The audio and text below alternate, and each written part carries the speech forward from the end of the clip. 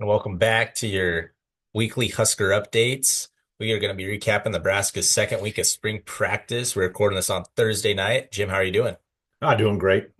Uh, Fun to be outside today. A little bit of sun. Well, let's start with Nebraska football. We're going to touch on some baseball at the end, and we could talk some basketball. Nebraska did advance to the semifinals of the Crown Tournament. Um, I don't know what that means. well, the winner does get $500,000 in NIL funds, but they defeated Georgetown on Wednesday night. An impressive victory. Bryce Williams, I think, led the way with 28 points. Bryce Williams is quite an athlete. He's got quite a legacy, even though this is not a great team. Bryce Williams is kind of impressive. For sure. They played Boise State, I believe, at 12:30 on Saturday. Boise State's kind of a hot team as well. I probably have to give Boise State the edge just because I don't know if Nebraska goes the distance. If you go historically through this season, Nebraska doesn't have it at the end. So, No. Well, we didn't get much from the coaches this week. We had John Butler speak on Tuesday, and he was not gonna talk about any individual players from what the media was trying to ask him while I was at the press conferences. But he did talk about Phil Snow, the associate head coach, coming in and how he really admires his knowledge of the game. And he's all for having another person oversee everything with him rather than think that he's trying to tell him how to do his job, was my takeaway. don't know that much about him. I mean, Snow has been with Rule for all his stops and everything. It was Rule's old defensive coordinator, and now Snow's even, yeah, Butler pointed out he was working with the freshman defensive backs, but that was kind of the biggest takeaway from that press conference was that. And then they brought up about Javin Wright and Sean Singleton come back for another year, and he just talked about, that's just Matt Rule's culture. He was pretty blunt about what he was saying, so he wasn't going to let too much out. Javin Wright's the one that's coming back for the like 15th or 14th year. Yeah, no, Javin Wright, he's the first seventh year senior in Nebraska football history. Oh yeah, it brings back memories of. I think, yeah, I'm going to go back on memory right now, but I think Billy Sims graduated at 26. What year did he go to college, or how old was he when he went to college is the question. About two. No, I no, Billy Sims would have graduated in about 1978 or 79, probably 79. Okay, yeah, that And by makes the way, we're eating popcorn tonight. Nebraska used to be the number one popcorn producing state in the nation, and now I think it got replaced by Indiana. But nevertheless, popcorn's a great snack for sporting events. you're a bit of a homer for popcorn. It's good, but I prefer to go with the Renza if I'm at a Nebraska sporting event. Popcorn's a little lighter weight. Yeah, and it's a little bit cheaper than buying a beer. Normally you're gonna spend $10. Anyway, I wanted to be sure to like and subscribe. You can follow me on Twitter for right now. I'm covering Nebraska baseball and football for beat coverage on that. Did want to touch on a couple comments from Frank from last video. He was saying good specials will be Iowa 9-4. We should win 10 this season. I think 8 is more realistic if you really look at it in the regular season because I believe Nebraska is going to drop at least one of 3 games at UCLA, Minnesota, and Maryland. I just think they're going to be prone to lose a game there. Then you look at, and then we're talking early preseason talk right now. I mean, they're in spring ball, but then you factor in, I believe they lose to Michigan at home, lose to USC at home, and then I believe they lose to Penn State on the road. I'm giving them the Iowa win, but until proven otherwise, I can't pick Nebraska in these games. Nebraska, I mean, last time they beat Michigan, I believe that um was under Bo Pelini in I believe 2013 at home. So I can't give Nebraska the benefit of doubt in those type of games yet. Matt Rule said it well. I think it was well, this last year, year before, we're 5-17, and they still are. They're They're barely above that. oh no, that I disagree with that Okay, statement that's fine. because they did win 7 games and they won a bowl game. That's something they haven't done. So they're above that hump. But I think they're an 8-win team. It's marginal. It's marginal. It's that much. No, that's a big hump. I did no, you did totally disagree. Nebraska went 8 years without making a bowl game, and then they go to it and win it. I think that's big momentum. But I'm still not going to say they're going to win 9, 10 games right away. I think they could possibly do it in a bowl game, but until proven otherwise, this roster is talented enough to make a run. And Rocco Spindler did say no, this ta team was more talented than what he had at Notre Dame last year, and that's pretty bold to say for somebody that just started in the national championship. Hey, you know who I'm excited about? Zeckler. Yeah, he's a savvy special teams coach. Well, yeah, and I mean the guy. I mean, he's from right up here at Davis City, I think. Yep. I mean, he played ball at I K-State. mean, look at his nose. I mean, this guy is chiseled. He is hard-nosed, excited man. Well, time will tell, but they got the right coaches. But yeah, I can't. It's a Big Ten. It's so competitive. I mean, you might have every team in the conference have 2 losses by the end of the regular season. I know last year you had undefeated Oregon, but still, you mean Ohio State won it all with 2 losses in the Big Ten. True. So that's just my point. And Nebraska might be a team that they win 9 games and somehow sneak in with just the landscape of college football and the strength of schedule. You look at the Big Ten. I mean, look at the success they had in the playoffs versus the SEC. So it's just something to think about. I do want to touch on what else he said. He said Heath believes that around 3 defensive backs will be on the injured list soon. I don't know. That's just subjective. Who's he? Oh, Frank. I'm sorry. But anyway, we were talking about the number of DBs they want to carry. He said around 20. I was telling him, right now they have 27 on the roster. And if you have 20 on the roster, once the 105 player limit comes into play, that's 20% of your roster. And you just can't afford to have that. I think 17 to 18 is a possibility. That's still quite a bit. But I would not be surprised to see them run about 15 to 16 on the roster. You're still 3 deep at 5 different positions. And I mean, them corners can play either side of the ball, and then your safeties are versatile. Yeah, and your defensive backs can add a lot to special names, teams too, special teams. Yeah, They're and I mean great you athletes. can have a little bit more, but you're also going to have to you got to factor in your defensive line depth, your linebacker depth. I mean, all those guys, you got to have depth on the defensive side of the ball. The one position that you can kind of be thin at, and there's 2 of them, is running back and quarterback because you're only going to be playing a couple. I mean, you don't want to be running out of quarterbacks, but Speaking of that, four tell should be me. enough. Speaking of quarterback, tell me a little bit about what you know on the new the second string quarterback backup coming in. Tell me what you know about him. Well, I mean, it's not set in stone, but yeah, Jayln Gramstad last year came in the summer, went to a camp, played in the NAI at Northwestern College, went and then walked on. He was a 4th string quarterback last year, but Dylan Raiola spoke last week about how he really wanted him to come back because he needed him to kind of lean off of and his veteran leadership. I mean, he's a winner. I believe he won 2 national championships and was the NAIA Player of the Year in one of the seasons. There, he started on defense actually when he went to Northwestern, believe it or not. Northwestern and Northwestern being what? Northwestern in Iowa. That's an NII Okay, college, but they play in the GPAC with teams such as Morningside, and then there's a lot of Nebraska schools. I played one of them, Concordia, Doane, Hastings, a lot of those schools in the NAI, but no slouch on the NAI. But I mean, he took a big leap. But he was talking the day just kind of what it's been, and he said the biggest difference really for him has been just the amount of time he spends in the facility. my God, don't you think this is going back though? I mean, this is going back to the days of when we had um, Tommy Frazier and the guy that died in an airplane crash out here, um, Brooke Barringer. Brooke Berringer, and Matt Turman had to come in when Berringer went down with a double lung collapse. Matt Turman, is this guy going to be comparable to that kind of that step down? It, I don't know. I mean, he was talking the day about recording this on Thursday. He spoke on Thursday. You know how it was kind of a no-brainer for him to come back because he does have professional aspirations. Okay, Now, is he going to get there? Time will tell, but he does have some skills there. I mean, NAI dudes can still ball all right. for sure. When I was playing there, I mean, we had some guys that were actually transferred from the University of Nebraska that they were dudes, but they wanted to get some more playing time and they just go that route. And then you also run on those guys in the NAI where they don't have the grades necessarily to go D1 or they mess up. So then they get a shot to go the NAIA route.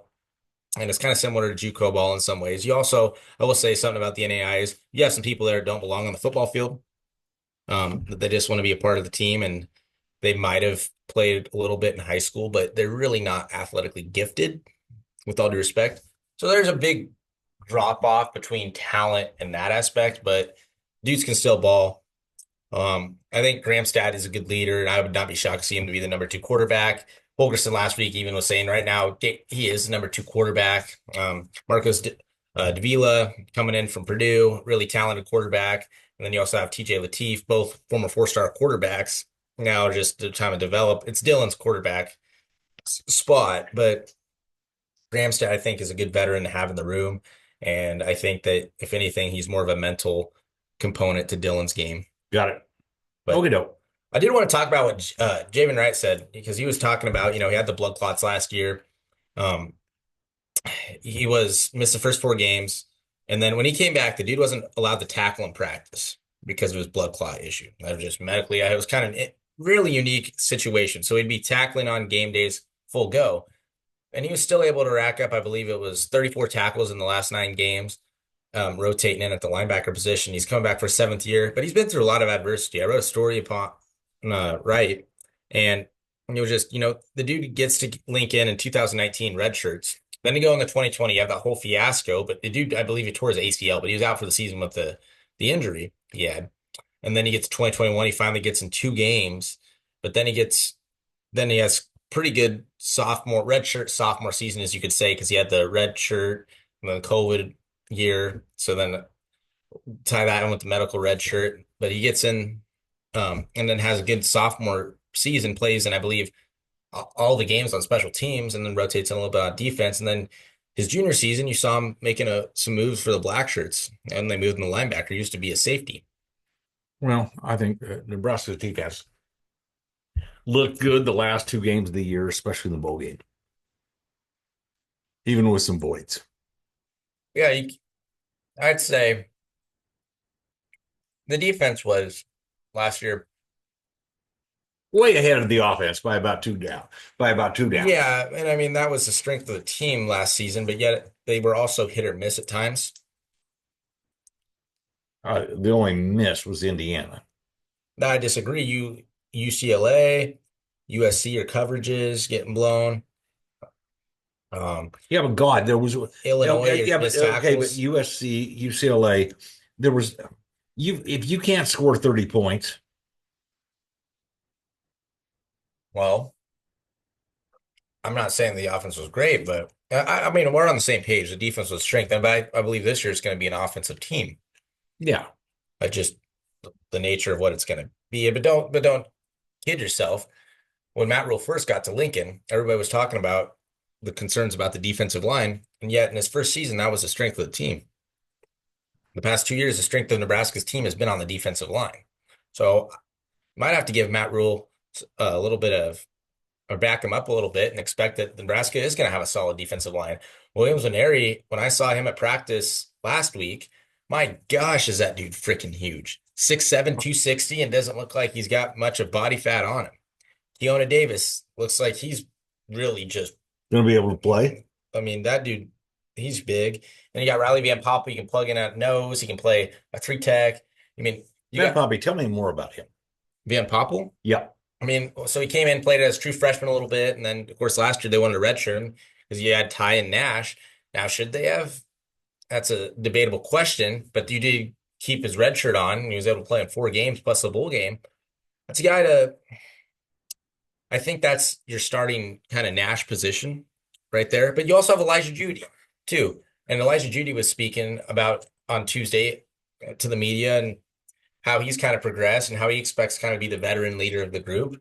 So there's a lot of those guys that I think that they're going to have about 6 to 7 guys they can play.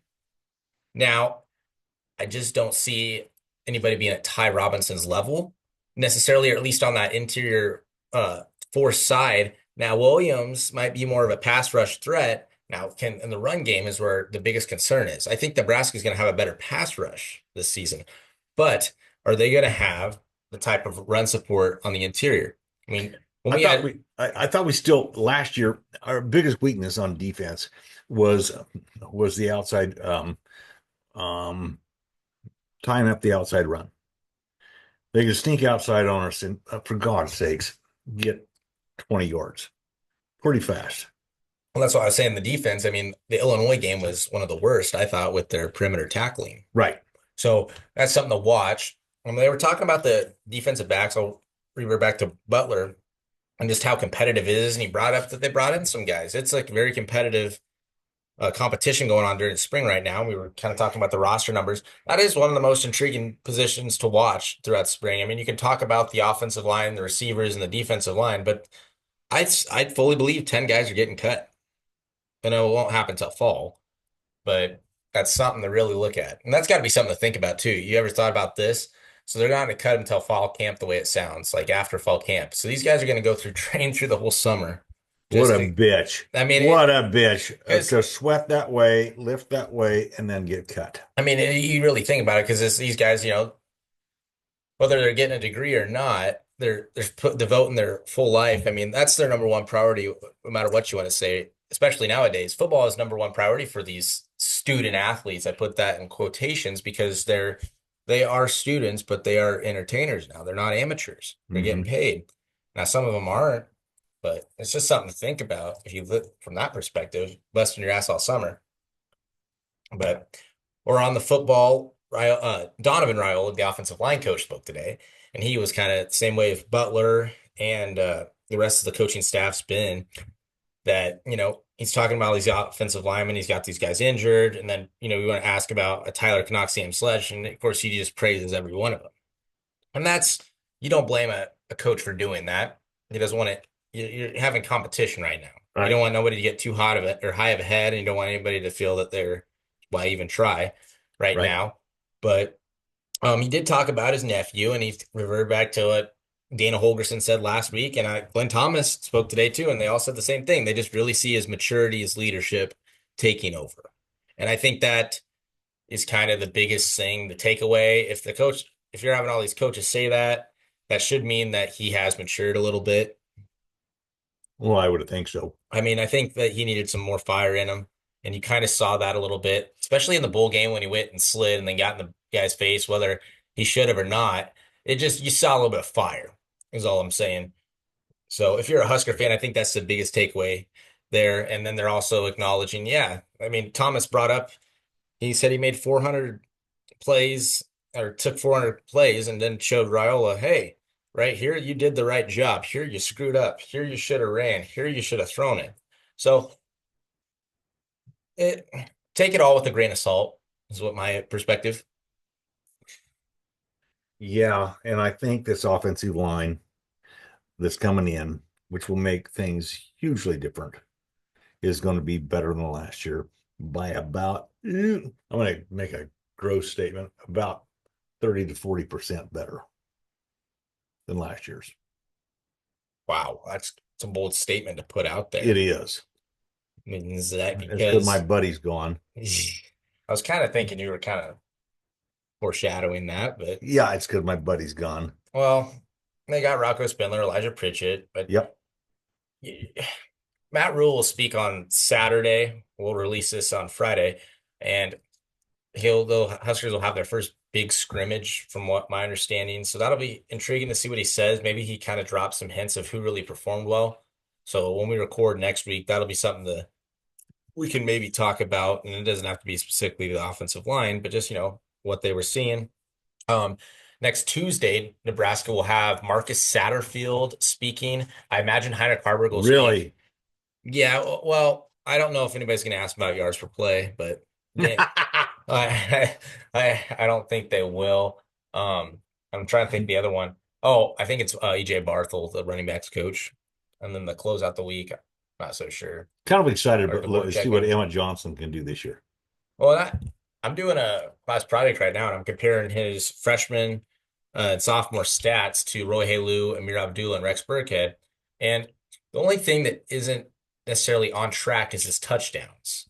But his average is at 4.9. Burkhead's was at, I believe, it was around 5, and Abdullah's was at 4.8. And then Roy Halou, he had about 5 or 6 yards to carry, but he had a really big sophomore season. So, the carry rate, I mean, Roy Halou had 170 through 2 years. And Johnson, I mean, him, Burkhead, and Abdullah were all 200 plus. But I think Johnson's got it going for, well, yeah, I got to be careful how I say that without lying. Do you think we can be a running team this year? They're not going to be a running team, no. No. They'll run the ball. I mean, Holgerson's not going to be the old air raid style, but no, this is you're building your offense around Raiola, hands Okay. down. And I mean, you bring in these receivers. Yeah, no, Emma Johnson, yeah, he's a guy you can go to. And I think Quentin Ives and Mekhi Nelson, some of those guys, Jamarian Parker, maybe even Connor Booth out of the backfield. Yeah, you can maybe rely on some of those guys. But no, this is when the game's on the line, you're going to 15 and you're going to be throwing it to Dane Key. You're going to be throwing it to 17. You're going to be throwing it to Isaiah Hunter, maybe Heinrich Harburg. Ooh, that's a big deal. Luke Lindenmeyer might be somebody that continues to Lindemeyer, I improve. think, is going to be He's way still going to more be reliable. well, yeah, but he's going to be one of those guys that runs a little hitch and just posts up kind of thing. He ain't going to be a seam threat. You might throw it to him here against a caliber FCS team, but no, you're not going to be trying to stretch the field with Luke Lindenmeyer when Michigan rolls into Lincoln, Right. and that's just the nature of it. I mean, I mean, even last year, I know Dillon overthrew him, but Lindenmeyer was a little too slow on that pass to beat Illinois. Yeah, but that was a crappy call. I thought the play call was right. You just had the wrong people in. Absolutely. So anyway, I think that's all we can really close out for Nebraska football this week. Okay. I wanted to talk some baseball. So Nebraska, I cover them. The Huskers have had a really interesting baseball season. There was high hopes. They lose Mason McConaughey. It was not over. It's not over, but they got a long ways to go. They this past weekend they win the series against Oregon State, and they have Will Walsh or they have Will Walsh and Drew Kisto right now. And you can maybe even factor in a couple others. Gavin Blockwitz is in okay this year. And then you have Broderick and Jalen Worthy out of the pen too. But Will Walsh is your only consistent starting pitcher. And that really, when you only have one pitcher that's consistently giving you 6 innings, 5, 6 innings, that's tough on your bullpen. And especially when you're a young pitching staff. And their bats were terrible. Well, I shouldn't say terrible, but they were lackluster the first third of the season. And now they've kind of woken up a little bit and they're helping out their offense, but now the bullpen's blowing it. So they win the series, give up 8 home runs in their loss. It was a program record for Oregon State on Saturday. But then on Sunday, they had the seventh inning, 9-run, 2-out rally that they put together to dominate the Beavers. I mean, 16-7. And then you get to, Love to dominate the Beavers. oh, all right. Anyway, um, back to my point. Nebraska, then they go play their I-80 showdown series with Omaha and Creighton, and they lay an egg with Creighton. I mean, they played all right, but they had a couple innings where they gave up, I believe, 3 runs. They were up by I what, wasn't 5? covering the Creighton game, so um, the Creighton game. No, that was Omaha last night. Omaha last one. So I was covering the Omaha game this last night, and Nebraska, yeah, they had a 9-4 lead, and they wound up losing 11-9. Stranded the Wow. bases loaded twice in the seventh and eighth inning. And Nebraska's pitching, I mean, they gave up, Nebraska out hit Omaha 16-8. They still lost because they gave them 15 free passes if you count in hitting pitchers or hitting a batter. I believe they had three and they walked 12 Mavericks. So, yeah, the Nebraska play good enough offensively to win. You're damn right when you have 16 hits and 9 runs, but It's a coaching nightmare. it is a nightmare, and I can understand why Will Bolt kind of gets pissed off when we interview him after the game, but we have to ask him. I mean, you're stranding the bases loaded still in clutch situations, and they want to talk about team baseball. Well, you're not playing team baseball. You go get your offense might answer here and there, and then your bullpen, or you'll get some insurance, and your bullpen will just blow it open. Seems a little stressed, does he? Well, there was some high expectations. Nebraska won the Big Ten tournament last year. Now they are 12-16. They're 2-7 Big Ten play. They're going to resume Big Ten play this weekend when Rutgers comes to town. Rutgers is, I believe, I think they're 14-15, and they got a couple of freshman pitchers that are pretty solid that they'll be facing this weekend. So you Nebraska is in desperate need of a series win in the Big Ten because they only take the top 12 teams in the Big Ten to make the Big Ten tournament for baseball. Right. And they only have 17. Wisconsin's the outlier, doesn't have a baseball team in the Big Ten. So it's going to be intriguing to watch. Max Butin back, pencil him back in the lineup. He had 5 RBIs last night, including a 441-foot rocket off the bat. But I they even had to burn Ty Horn in Wednesday's outing last night. He's your regular Saturday starter. He's been struggling as well. So it'll be interesting. There's some precipitation chances again. Windy weather on Saturday, high of 49. Might be looking at a doubleheader on maybe a Sunday. We're not for sure yet. But anyway, that's I was just wanting to touch on the baseball. But let me know what you guys think in the comments below about the takeaways from the football press conferences, and then also with the baseball team. Where do you guys think Nebraska baseball goes from here? And one thing we all want to talk about, Danny Noonan, died this week in a car accident just outside Omaha, I think. Um, Pretty good nose tackle. He punched way above his weight. Quite an athlete. Quite a Husker. Good nose guard. Yeah, I remember hearing about that. I believe it was it Tuesday? Yeah, but And I believe it's not his son, but his nephew is Maverick Noonan, who's on the Huskers. okay. Well, From my understanding, I he believe. he was quite a competitor, class man, And when did he play for Nebraska? nose guard. No, when? Do you remember? When Okay. it'd have been, good Lord, like 90.